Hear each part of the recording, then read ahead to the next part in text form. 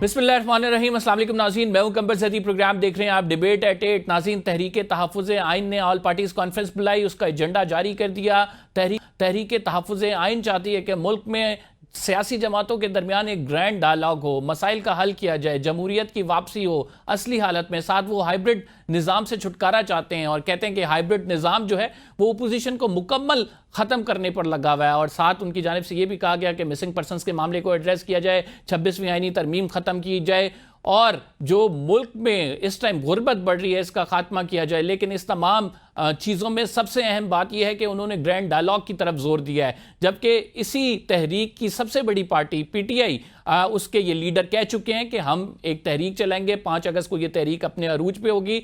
Even Imran Khan साहब की जानिब से 14 अगस्त को भी एहतजाज का ऐलान कर दिया गया है। पीटीआई एक जानिब इस ग्रैंड डायलॉग का हिस्सा बनेगी क्या, या फिर तहरीक चलाई जाएगी? पीटीआई खुद कंफ्यूज है, उनके रहनुमाओं की जानिब से मुख्तलिफ बयानात सामने आ रहे हैं। 5 अगस्त को होगा तो क्या होगा, इस पर आज बात करेंगे।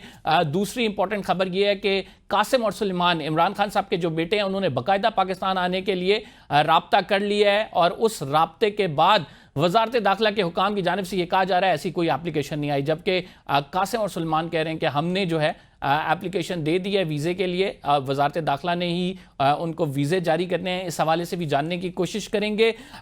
इस प्रोग्राम में एक और बड़ी खैबर पख्तूनख्वा के ऑपरेशन के हवाले से करेंगे। इमरान खान साहब कहते हैं कि अली अमीन गंडापुर ने अगर खैबर पख्तूनख्वा में ऑपरेशन होने दिया तो उनको इस्तीफ़ा दे देना चाहिए। क्या खैबर पख्तूनख्वा में कोई ग्रैंड ऑपरेशन तालिबान के खिलाफ किया जाएगा या नहीं? वफाकी हुकूमत क्या चाहती है, सूबाई हुकूमत का क्या मौक़िफ़ है? इमरान खान साहब ऐसा क्यों कह रहे हैं? अली अमीन गंडापुर एक नई मुसीबत में फंस गए हैं। इस पे बात करने के लिए ज्वाइन किया फैसल चौधरी साहब ने, सीनियर रहे, इमरान खान साहब को रिप्रेजेंट भी करते रहे हैं। हमारे साथ मौजूद हैं इबादुल्ला खान साहब, मुस्लिम लीग नून के जो हैं अपोजिशन लीडर हैं खैबर पख्तूनख्वा में। बहुत शुक्रिया सर प्रोग्राम में ज्वाइन करने के लिए हमें। Starting from you Faisal Chaudhry साहब, व्हाट डू यू थिंक कि इमरान खान साहब कहते हैं कि तहरीक चलाई जाए, कल जो हमने देखा एपीसी बुलाई गई, इसमें फैसला हुआ ग्रैंड डायलॉग किए जाएं, तो आप लोग क्या करेंगे अब? देखिए, तहरीक का जहाँ तक मामला है, मेरी उसमें पोजीशन बड़ी क्लियर है इमरान खान के सामने भी और पब्लिकली भी। मैं नहीं समझता कि तहरीक का चलाने का कोई मौसम या माहौल है, और ये जो बाहर लीडरशिप है ये कोई तहरीक चला भी सकती है। तहरीक चलाने के लिए जिन लवाजमात की ज़रूरत होती है वो इनके पास नहीं है। ख़ासकर ये सज़ाएं होने के बाद तो पूरी पीटीआई की जो दस्तयाब क़यादत है उनमें तो कोई भी नहीं ऐसा आदमी जो कि लीड कर सके। कल जनरल सेक्रेटरी जो है वो उसको उतार के तो तहरीक तहफ़्फ़ुज़ आइन पाकिस्तान पे फेंक रहा था, और उसने कहा जी वो तहरीक चलाएंगे, और ज़ाहिर है उन्होंने तो तहरीक नहीं चलानी। तहरीक चलाने का जिम्मेदारी इमरान खान ने दी उमर अयूब खान को और सलमान राजे को। वो जो है अपनी जिम्मेदारी से उन्होंने नबर्द नहीं हो रहे, और वो समझते हैं कि कोई और पार्टियां जो हैं वो सारी मिलकर तहरीक चलाएंगी, तो ऐसा तो नहीं होता। चौधरी साहब चलें, पहले तो डर था कि आपकी नाअहली हो जाएगी, आपको सजा हो जाएगी, आपके केस पेंडिंग हैं। अब तो कोई ऐसा डर भी मौजूद नहीं है, आप की सजा हो चुकी है, नाअहली के हवाले से इलेक्शन कमीशन ने फैसला कर रहे हैं। अब तो खुलकर उमर अयूब और सलमान अकरम राजा समेत दीगर जो पार्टी की क़यादत है उनको आना चाहिए कि हमारा कुछ स्टेक पे ही नहीं। अब तो इसके लिए बड़ा दिल गुर्दा चाहिए ना जी। तहरीक चलाना बच्चों का खेल थोड़ी होता है, उसके लिए बड़ा बहादुरी की जरूरत है। आज तक मुझे ये बताएं, उमर अयूब खान तो आए हैं 26 नवंबर को भी, ये सलमान राजा कभी आपको नजर आया किसी जगह किसी एहतजाज में? अपने हल्के में आज तक इन्होंने लीड किया। एक रीजनल प्रेसिडेंट्स की मीटिंग नहीं बुलाई गई। तंजीम चलाती है ना तहरीक, तो पार्टी की तंजीम ने चलानी होती है। जो पंजाब सबसे बड़ा सूबा है उसकी चीफ ऑर्गेनाइजर के साथ सरेआम बदतमीजी की गई, लाहौर में उनको बुलाया नहीं गया। तो ये गैर सियासी जो हैं ये बोने हैं, ये इनको कख भी नहीं आता। ये इमरान खान की लुटिया इन्होंने बहुत डबोई है और डबो रहे हैं और डबोएंगे, और इमरान खान साहब को भी अपनी स्ट्रेटजी पे और अपनी टीम पे रिवाइज करना पड़ेगा। इस टीम के साथ तो कोई सवाल ही नहीं पैदा होता, ये तो रेलू कटे हैं। मैं बड़ी दफ़ा कह चुका हूँ कि इमरान इनके होते हुए इमरान खान ने, और इमरान खान ने एग्री किया मेरे साथ, एक दफ़ा नहीं 40 दफ़ा कि इनके होते हुए बाहर नहीं आ सकते। तो मैंने कहा फिर आप जो बुजदार फार्मूला पार्टी पे क्यों अप्लाई कर रहे हैं? आप बंदे सियासतदानों से सियासत करवाएं, वकीलों से वकालत कराएं। अब we have lost good advocates and we found very bad politicians. देखे ना ये कंबर What साहब, Imran Khan now, has exactly said about this? Yes, आप देखें 9 जगह पे लड़ाई है पीटीआई की इस वक्त, यानी हमारी आपसी लड़ाई पार्टी के अंदर, फिर अपोजिशन से लड़ाई जेयूआईएफ और दूसरी जमातों के साथ, फिर पार्लियामेंट में कोई ऐसी पार्लिमानी पार्टी नहीं है जिसके साथ हम बैठ सकें। ठीक है, जब सेनेट का इजलास होता है तो अपना मकसद है तो तब तो हम बैठ जाते हैं, लेकिन फिर फौज के साथ, फिर पुलिस के साथ, हुकूमत के साथ, ब्यूरोक्रेसी के साथ, जुडिशरी के साथ, मीडिया के साथ, सर इस तरह तो नहीं होता। ये कौन सी पार्टी है जो ठीक इतनी महाजों पे लड़ के ठीक कामयाब हो सके? ठीक देखे ना, ये गैर सियासी सोच है ना। सही। और खान साहब को जो मशवरे दे रहे हैं वो खान साहब का भला तो नहीं कर रहे हैं, उनको बर्बादी उतार रहे हैं। और खान साहब को भी अब हम तो ठीक। दोबारा दोबारा रिक्वेस्ट डॉक्टर करते साहब, रहते हैं, डॉक्टर साहब, करते आप रहेंगे। क्या समझते हैं कि तहरीके तहफ़्फ़ुज़ आइन की जानिब से 33 नुकाती एजेंडा दिया गया? वो कह रहे हैं कि हम अभी पुरअमन हैं, ग्रैंड डायलॉग की बात करें, लेकिन आपने अगर हमें मजबूर किया, ऑलरेडी अवाम हमारे साथ है, क्योंकि गुर्बत से अवाम जो है वो छुटकारा चाहती है, ब्रेन ड्रेन हो रहा है, तो फिर हमें पुश ना किया जाए किसी ऐसी सूरत हाल की तरफ कि हम सब निकल आए, फिर हुकूमत के लिए यकीनन एक बड़ा चैलेंज बन जाएगा। How do you see this?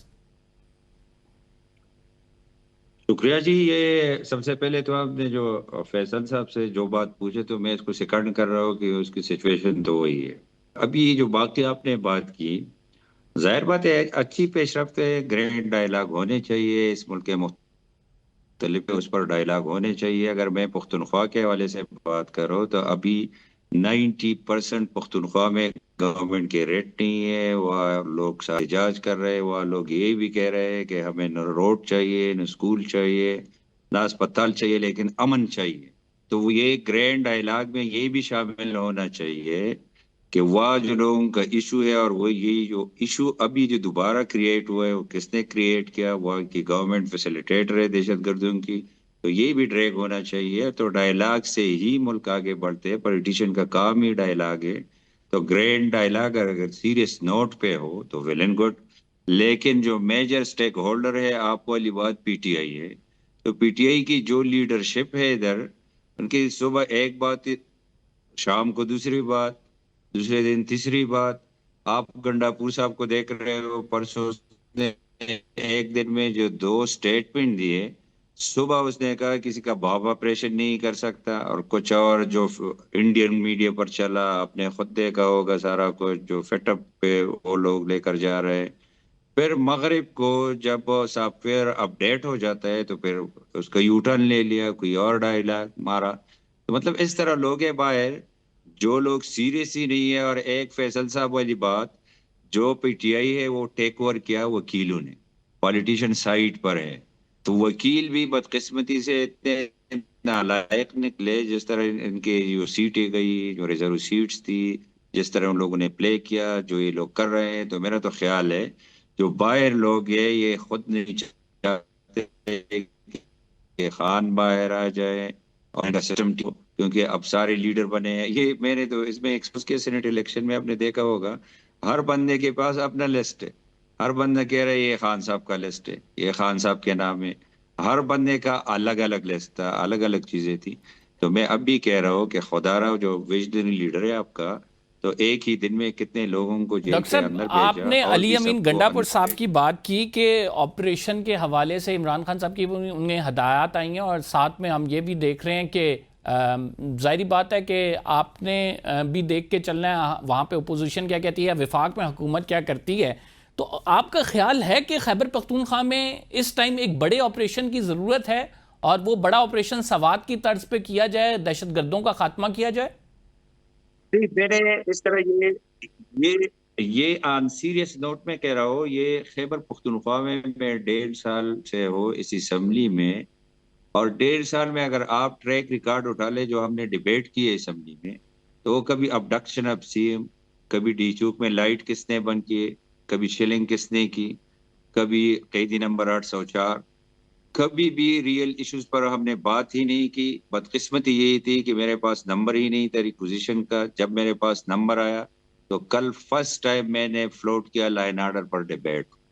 तो सीरियसनेस देके आप कि कल चाहिए था कि चीफ मिनिस्टर आ जाते, गवर्नमेंट की पॉलिसी बयान वो देना चीफ मिनिस्टर का काम है। तो ये अबडक्शन और इन चीजों पर जब डिबेट करते थे रात 12 बजे असेंबली को समन करके, तो सारे चेयर्स फुल होते थे, सब रात 12 बजे भी हाजिर होते थे।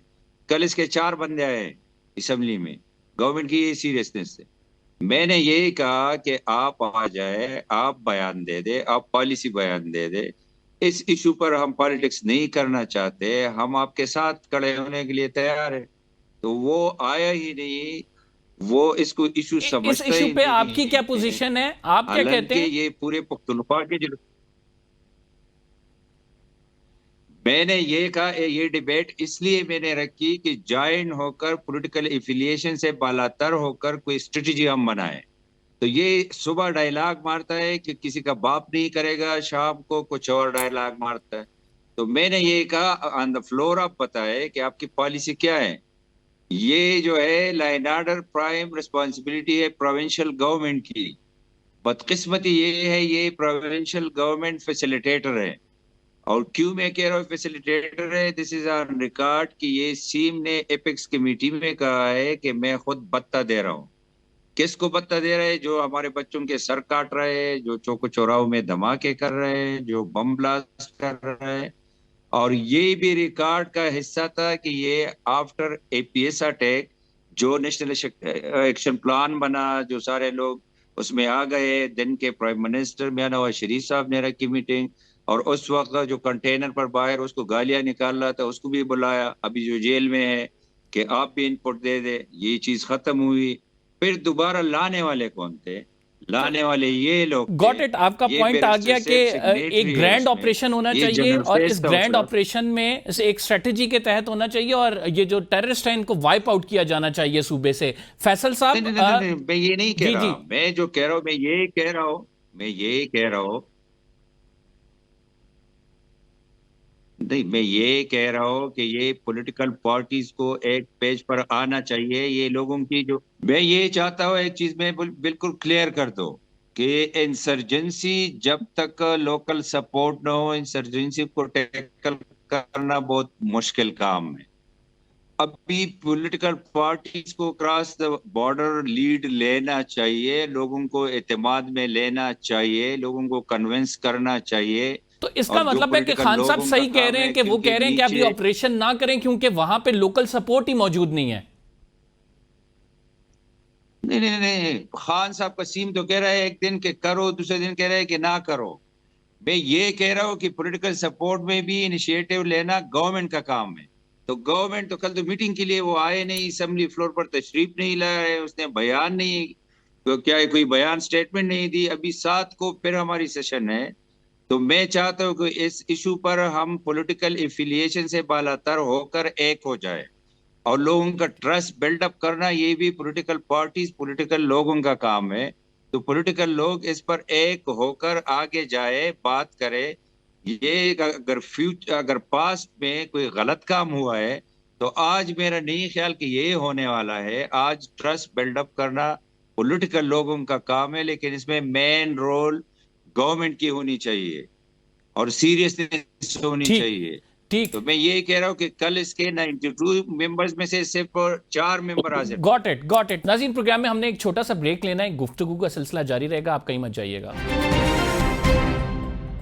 वेलकम बैक नाज़रीन, अब बात कर रहे हैं हम केपी के हालात पर। फैसल साहब, आप क्या समझते हैं, इमरान खान साहब ने ये क्यों कहा है कि यहाँ पे ऑपरेशन नहीं किया जाए, और ऑपरेशन जो है अगर किया तो अली अमीन गंडापुर साहब जो है उनको इस्तीफा दे देना चाहिए? वाई सर, बत्ता अली अमीन गंडापुर साहब तालिबान के खिलाफ दे रहे हैं, एपेक्स कमेटी में वो ये बातें करते हैं और फिर कहते हैं ऑपरेशन भी ना करें। तालिबान के खिलाफ नहीं, जी मैं करेक्ट हूं, तालिबान को दे रहे जी हैं। डॉक्टर साहब, मैं फैसल साहब से जवाब ले लूं, आपकी तरफ आता हूं। ठीक है ठीक है ठीक। सर गुजारिश ये है कि अभी पिछले दिनों में मौलाना फजल रहमान साहब के साहबजादे को उनके गांव के बाहर अबडक्ट कर लिया गया। वो फिर एक जो उनका अपने ताल्लुकात इस्तेमाल करके उन्होंने उनको रिलीज कराया। जो इस वक्त सूरत हाल केपी में है लॉ एंड ऑर्डर से मुतालिक और टेररिज्म से मुतालिक, वो तो इतनी संजीदा है। आज भी हमारे जो हैं जवान शहीद हुए हैं बन्नू में। इस सारी चीज़ को तो पॉलिटिकल कंसेंसस और लोकल जो अवाम है उसकी सपोर्ट के बगैर तो आप नहीं कर सकते। और सपोर्ट अब जो फेडरल हुकूमत है, डॉक्टर साहब की फेडरल हुकूमत ने भी आज तक नेशनल असम्बली में केपी और बलूचिस्तान के या दहशतगर्दी के मसले के ऊपर कितने इजलास किए हैं। यहाँ पे तो रिक्विजिशन का मसला नहीं है ना जी। और यहाँ से ये जो दहशतगर्दी का मसला है, ये सूबाई हुकूमत का मसला नहीं है, ये पाकिस्तान का मसला है। ये तो पूरे हर पार्टी का मसला है, पूरी अवाम का मसला है। इस चीज़ के ऊपर तमाम पार्टीज जो हैं वो एक लाइन लें कि होना चाहिए या नहीं होना चाहिए। इमरान खान साहब का ख्याल ये है, और आज का नहीं, उन्होंने हमेशा यही कहा है कि जब तक, क्योंकि देखिए स्वात ऑपरेशन हुआ, उसके बाद से अभी तक इतना बड़ा ऑपरेशन हुआ लेकिन मामलात दुरुस्त नहीं हुए। केपी के जो मामलात हैं वो बहुत नाजुक हैं, इस वक्त सूरत हाल ठीक नहीं है। तमाम पॉलिटिकल पार्टीज को, पॉलिटिकल स्टेक होल्डर्स को इकट्ठा होके इसके ऊपर एक स्टांस लेना है, और अवाम को, बिल्कुल डॉक्टर साहब सही कह रहे हैं कि अवाम को भी इत्मीनान में लें। नहीं, अली अमीन across गड्ढापुर the साहब जब party। सुबह में कहेंगे कि यहाँ पे अगर ऑपरेशन हुआ तो ये कर देंगे, वो कर देंगे, शाम में कहेंगे नहीं ऑपरेशन होना चाहिए, तो फिर क्या पार्टी लाइन है, क्या पार्टी पॉलिसी है, किसी को कुछ नहीं पता। देखिए अली अमीन साहब के जो पिछले दिनों में आने वाले बयानात थे, मेरी नज़र में गैर जिम्मेदाराना थे, और उनको अपनी पोस्ट का, अपनी जो इस वक्त तो हैसियत है उसके ऊपर वो उनको बिल्कुल सोच समझ के बात करनी चाहिए। आप जो गुफ्तगू कर रहे हैं वो फिर आपके ख़िलाफ़ इस्तेमाल होती है, मुल्क के ख़िलाफ़ भी इस्तेमाल होती है। ये सारी चीज़ें जो हैं इनको जहन में रख के जो है वो चलना पड़ता है, और ख़ासकर जब आप चीफ एग्जेक्टिव हो सूबे के, फिर तो क्लैरिटी होनी चाहिए। ये जो कन्फ्यूजन है ना पीटीआई की पॉलिटिक्स में, ये बहुत, अगर इमरान खान साहब को भी, इमरान खान साहब का तो मौका बिल्कुल सादा सा है। वो ये कह रहे हैं कि अगर आप अपने लोगों के खिलाफ ड्रोन हमले इस्तेमाल करेंगे, और आज से नहीं, उनका हमेशा से तालिबान के बारे में इनका ये है कि अफगानिस्तान से मामलात आप अच्छे रखें, क्योंकि जब तक आपकी तालिबान हुकूमत से मामलात अच्छे नहीं होंगे, टीटीपी का फिनोमेना आप कंट्रोल नहीं कर सकते, क्योंकि वो ऑपरेट वहाँ से करता है। लिहाजा उनको भी ऑन बोर्ड लेना ज़रूरी है। ये एक बहुत ब्रॉडर स्ट्रेटजी की ज़रूरत है, ये पॉलिटिकल मामलात तो नहीं है। तो इसके ऊपर जो भी बयान दें, अपोजिशन दे या हिज़्ब इक़्तिदार दे, उनको ज़िम्मेदारी का मुज़ाहरा करना चाहिए। और ये बिल्कुल ऐसा मामला है जिसका पूरे पाकिस्तान पे असर पड़ता है, वेस्टर्न बॉर्डर के ऊपर जो है, और इसमें इंटरनेशनल कॉन्स्पिरेसी है, रॉ है, इजराइलियन और सहूनी लॉबियाँ हैं, दूसरे हैं, ठीक, तो सारे उसमें हैं। अवाम भी कुर्बानियाँ दे रही है, Got it। फोर्सेस भी कुर्बानियाँ दे रही हैं, तो इसका हल तो निकालना चाहिए ना जी। डॉक्टर साहब, तहरीके तहफ़्फ़ुज़ आइन ने एक मुतालबा ये भी किया है, वो 33 नुकाती एजेंडे में, कि सेनेट के इंतखाबात जो हैं वो बराह रास्त होने चाहिए। इससे पहले भी ये बात बड़ी की गई। आपका क्या इसमें नुक्ता नज़र है? क्या वाकई सेनेट के इंतखाबात बराह रास्त होने चाहिए? कि पहले मैं ये अपने भाई फैसल साहब का ये जवाब दे दो कि ये जो ये कह रहे खान साहब का एक मौक़िफ़ है और सीम का दूसरा मौक़िफ़ है, जो कुछ मैंने देखा वो क्लोज ये सेनेट इलेक्शन के दौरान, तो पीटीआई हाईजैक है, अली अमीन ने हाईजैक किया है। वो इनके जो अहदेदार है उससे जिस तरह बयानात दिलवाना हो, ये मेरे सामने चीजें हुई है, मैं प्रूव भी कर सकता हूँ कि एक्चुअल पीटीआई का जो ग्राउंड पर आज लीडर है वो अली अमीन है। तो इसको डिफरेंशिएट नहीं करना चाहिए कि खान साहब का अलग स्टांस है, इसका अलग है। इसको नॉमिनेट करने वाला भी ये खान साहब है, और बदकिस्मती ये है कि ये चीज में जरा क्लियर कर दो कि इसमें ये लोग लीड ले रहे हैं कि खान साहब ठीक है, यही ठीक नहीं है, ये बिठाने वाला खान साहब है। इससे पहले 5 साल जो बुजदार प्लस सीम था पुख्तनख्वा का, वो भी खान साहब का नाम ही नहीं था। ये भी मैं क्लियर करता चलो कि ये इनकी बात ठीक है कि ये ब्रॉडर कंसेंसस चाहिए, लेकिन गवर्नमेंट की भी कुछ रिस्पॉन्सिबिलिटीज होती है। इस गवर्नमेंट को लाइन ऑर्डर पर वार और टेरर के फंड से 700 बिलियन मिले। तो मैं अभी कैटेगोरिकली कहता हूँ, आपके सीटीडी के जो जितने भी एहलकार है वो रेंटेड बिल्डिंग में, आपके जमाजदा में सर जितने महमूद भी खान पुलिस और स्टेशन परवेज है खट्टर तो रेंटेड आपके साथ बिल्डिंग। होते हैं, डॉक्टर साहब बुला के आप पूछें किधर है वो परवेज खट्टर दोनों भी सीएम खान थे ना साहब सर। ने बिठाया था, मैंने नहीं बिठाया था। मैं गुजार वो परवेज सर मैं खट्टर गुजारिश भी ये कर रहा हूँ खान कि साहब का महमूद नाम ही खान नहीं और था। परवेज खट्टर साहब तो पीटीआई में नहीं है। 700 बिलियन रुपए तो का अपने साहब मांगना, तो उसका तो ऑडिट होता है ना सर। नहीं, मैं ये फैसल साहब मैं ये कह रहा हूँ, अगर पीटीआई में नहीं है तो वो भी खान साहब का विजन था, मेरा नहीं था, मैंने नहीं बिठाए थे। और अब ये जो बेटा है ये भी खान साहब का विजन है। जो 700 बिलियन इसको मिले, 500 नहीं 700 बिलियन। आज तक पूरे पुख्तनख्वा में सिंगल सेफ सिटी नहीं है। आज तक ये फॉरेंसिक लैब के लिए हम जाते हैं लाहौर, आज तक आपके पुलिस को ट्रेनिंग नहीं मिलती। तो ये लोग क्या करते हैं, लाइन ऑर्डर किसकी रिस्पॉन्सिबिलिटी, ये लाने वाले भी, ये मैं क्लियर करता है। चलो, जब तालिबान ने टेक ओवर किया काबुल को, दिस इज ऑन रिकॉर्ड, कि खान साहब ने कहा था कि ये योम फतह है। ये खान साहब ने कहा था कि दहशतगर्दों को वजारतें दे दो। ये खान साहब ने कहा था कि इनको हुकूमत में हिस्सा दे दो। ये खान साहब नहीं, खान साहब ने ये कहा था दहशतगर्दों को वजारतें दे दो, ये कब कहा था खान साहब ने? कहा था कि ये मेरे बच्चे जैसे। क्यों? ये भी मैं अब क्लियर करता चलो, खान साहब 12 साल से जो मुसल्लत है, इसकी पॉलिसी है। डॉक्टर साहब, खान साहब ने ये कब कहा था कि दहशतगर्दों को वजारतें दे दो?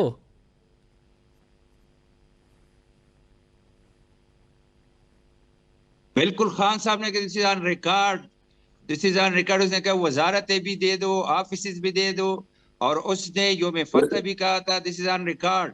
और वापस लाने वाले में आपको ये भी बताता चलो, जो 40,000 लेकर आए उस वक्त खान साहब वाज प्राइम मिनिस्टर, ठीक, और general Faiz was core commander. जी फैसल साहब क्या कहते हैं इस पर? खान साहब ने दहशतगर्दों को वजारतें देने और उनके ऑफिस खुलवाने का कहा था। पता नहीं सर, डॉक्टर साहब ने कौन सा बिल्कुल ख्वाब कहा देखा है, था। मैंने तो नहीं कभी जिंदगी में ऐसा। फिर डॉक्टर साहब साबित कर लें, दे दें आपको स्टेटमेंट्स अगर कोई ऐसी बात हुई। मैंने ख्याल है कि ये गलतफहमी है, नहीं इस तरह तो की कोई बात नहीं खान साहब ने कभी भी नहीं की। जहां तक ये बात वैसे है, जनरल ये तो फैज मतलब है चाहते कि तो डॉक्टर थे ये बाज यहाँ साहब पे और आके इनकी बसें, तालिबान का बकायदा स्टेक होल्डर बनाया जाए, अच्छा, ये तो था उसमें भी उस उसमें टाइम भी आपकी जब हुकूमत थी, बातें तो ये हो रही थी सुन सर। लो ना यार कंबर, जवाब तो देने दो ना प्लीज, बीच में से क्यों उचकते हो आप लोग? मेरी जान, जवाब तो देने देना। जी जी डॉक्टर साहब आपको भेजेंगे। जब कोर कमांडर पेशावर थे, उस वक्त इमरान खान प्राइम मिनिस्टर नहीं थे, जनरल फैज को। तो ये मुझे बताएं कि कब से जो एस्टैब्लिशमेंट की पॉलिसी किसी एक जनरल की तो नहीं होती, वो तो एस्टैब्लिशमेंट की बतौर इदारा पॉलिसी होती है। एक तो मैं आपको कैटेगोरिकली कह दूं कि कोई बंदा आबाद नहीं हुआ, क्योंकि उसकी मुखालफत नूरुल्लाह कादरी साहब हयात है माशाल्लाह, सेनेटर है, उनसे पूछ लीजिएगा। मुराद सईद है, और केपी से ताल्लुक़ रखने वाला, फाटा उस वक्त होता था, उससे ताल्लुक़ रखने वाले मेम्बरान ने इसकी मुखालफत की थी, और उनका एक इंटरनल प्रॉब्लम था, इसलिए वो कभी कोई आबादकारी नहीं हुई। आज जो डॉक्टर इबाद खान साहब की जो गुफ्तगू से मुझे तासर मिला है कि PML नवाज वहाँ पे ऑपरेशन के हक में है, और वो चाहते हैं कि वहाँ पे एक ग्रैंड ऑपरेशन किया जाए। अब ग्रैंड ऑपरेशन को अब वहाँ में सपोर्ट हासिल नहीं है। अगर आप इस वक्त करेंगे इस तरह से ऑपरेशन, तो फिर तो कमर बड़ा मसला बन जाएगा वहाँ पे। यानी हुकूमत जो है वो वहाँ पे कंसेंसस अगर लाके मामला करती है, फिर तो एक अलग बात है। लेकिन जो PML नवाज की जो पॉलिसी इस वक्त KP को लेके है, वो तो बड़ी डेंजरस है। यानी आप ये चाह रहे हैं कि आप वहाँ पे फुल थ्रॉटल मिलिट्री ऑपरेशन शुरू कर दें, जिससे लोग पख्तून वहाँ पे शहीद होंगे, अवाम शहीद होगी। ज़ाहिर है ऑपरेशन में कोलैटरल डैमेज होता है, फिर वो लोग भी आपके खिलाफ खड़े हो जाएंगे। सो इसको जो है सेंसिबली हल करने की कोशिश है, की ज़रूरत है, उस पर करना चाहिए। दूसरा, 700 बिलियन रुपीस का इन्होंने कहा जी कि इतने अरब रुपए मिले। सर, आप KP से, ये जो अली अमीन की हुकूमत है, ये इससे पहले की बात है। ये कह रहे हैं, जो शहबाज शरीफ कह रहे हैं जी कि उनको फलां वक्त में भी इतने मिले थे।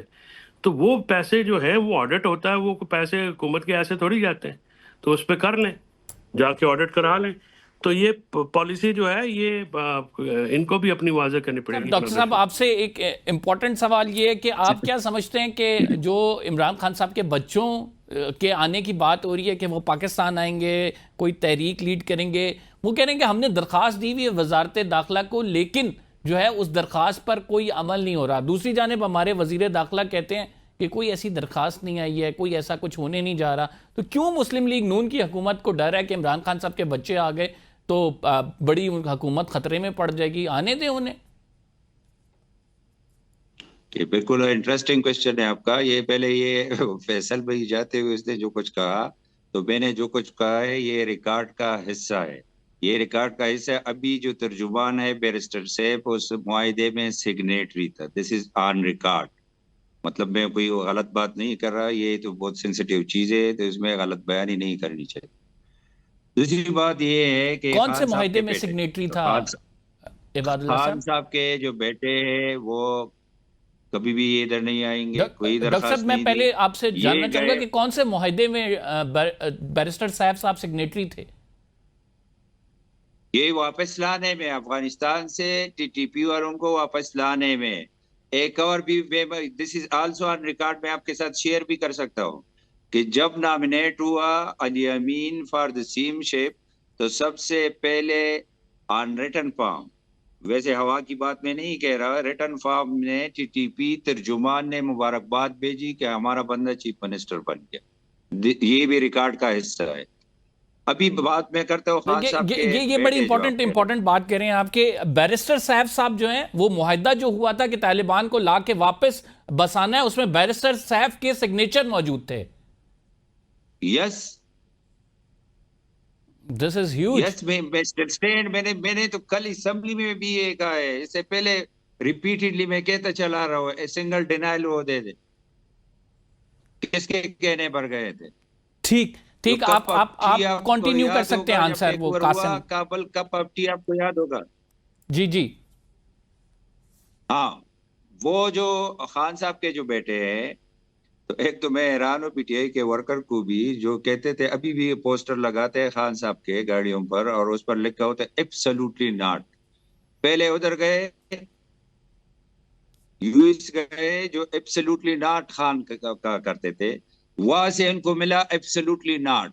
तो वह उसकी वालिदा ने मना किया है कि आपको बिल्कुल नहीं आना है, तो इसने नए एप्लीकेशन दिए। ये आई वॉश है, ये अपने वर्कर को जिंदा रखने के लिए ये पैंतरे छोड़ रहे हैं।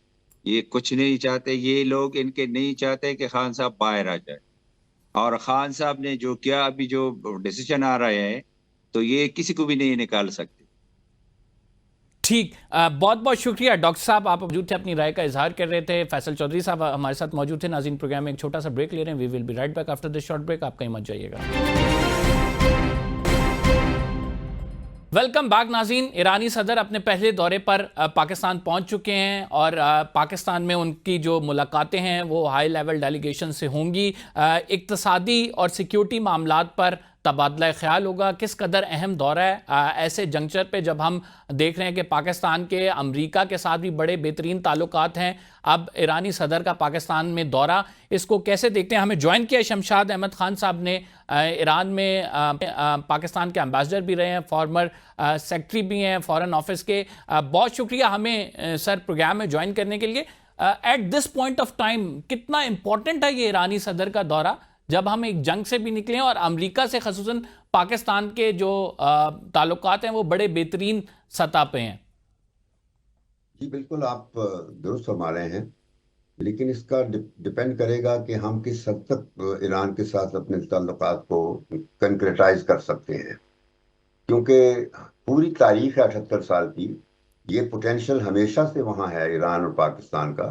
कतई नज़र इसके जो भी हमारी म्यूचुअलिटीज़ हैं और कमी मल्टीपल लिंकेजेस हैं ईरान और पाकिस्तान के, तारीख के, रिलीजन के, कल्चर के, ज़ुबान के, हर चीज़ है। लेकिन despite all these multiple linkages, आज तक ईरान और पाकिस्तान की मईशी जो इक़्तिसादी ताल्लुकात हैं वो कभी पोटेंशियल पे नहीं आए हैं। हम तेल ज़रूर खरीदते हैं, लेकिन वो जो पाइपलाइन बनना था वो सब वो नहीं हो सका, क्योंकि ईरान पे पाबंदियां थीं, और जिस वजह से हम उन पाबंदियों के नीचे हमेशा आए रहे।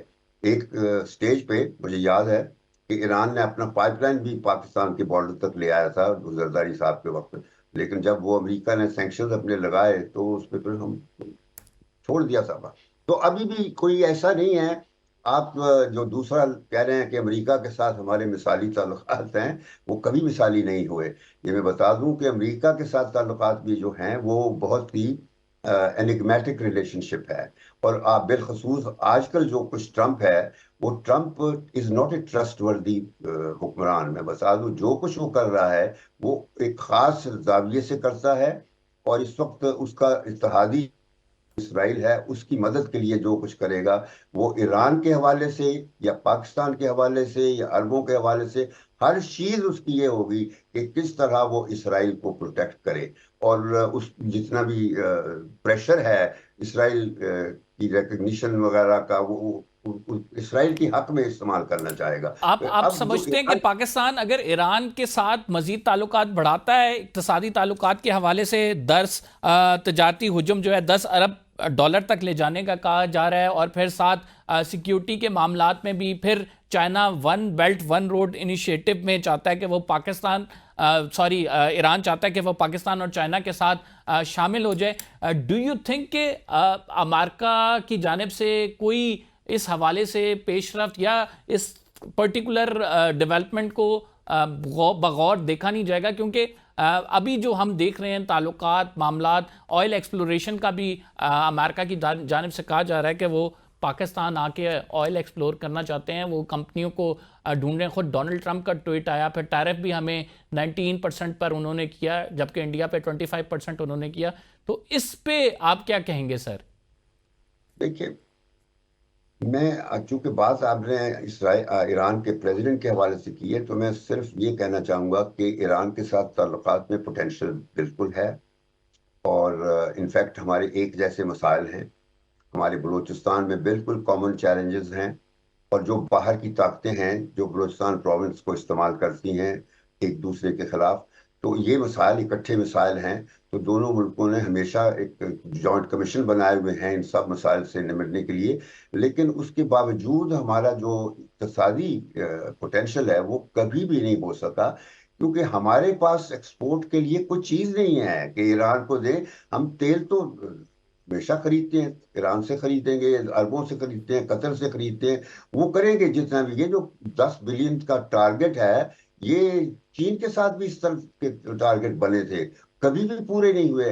इंडिया ने, मैं बताऊं कि पहली दिहाई में जब इस सदी की थी, उसमें चीन ने बल्कि टारगेट फिक्स किया था कि हम अपना बायलैटरल ट्रेड का टारगेट जो है 10 बिलियन ले जाएंगे, और इंडिया के साथ भी 20 बिलियन का था। तो वो उस पीरियड में इंडिया ने अपना 50 बिलियन पे ले गया, और हमारा वही 10 बिलियन पे है, because we have nothing to sell. Ambar साहब, आपका जो इंडस्ट्रियल व्हील है वो कभी चला ही नहीं है।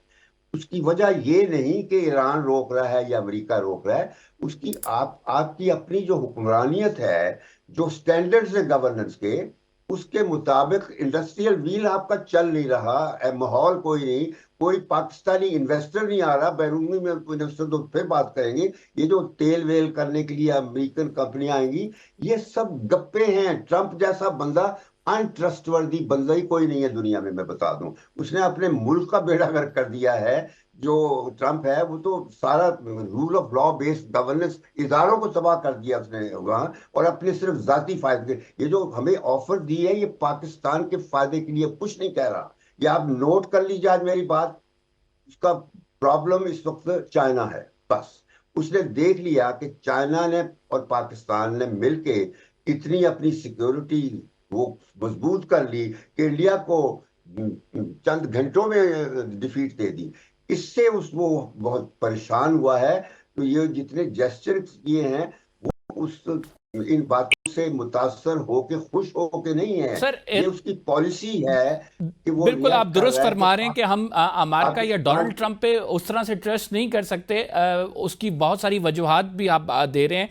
जो one belt one road initiative है, ईरान चाहता है कि वो यूरोप तक एक्सेस करे, और ये जो पाकिस्तान और चाइना का मंसूबा है इसमें शामिल हो जाए। डू यू थिंक कि बिल्कुल ये बहुत जरूरी है। मैं बताऊं, वन बेल्ट वन रोड, ये जो सीपेक का है मंसूबा, ये कोई सड़कें और ब्रिज बनाने का मंसूबा नहीं है।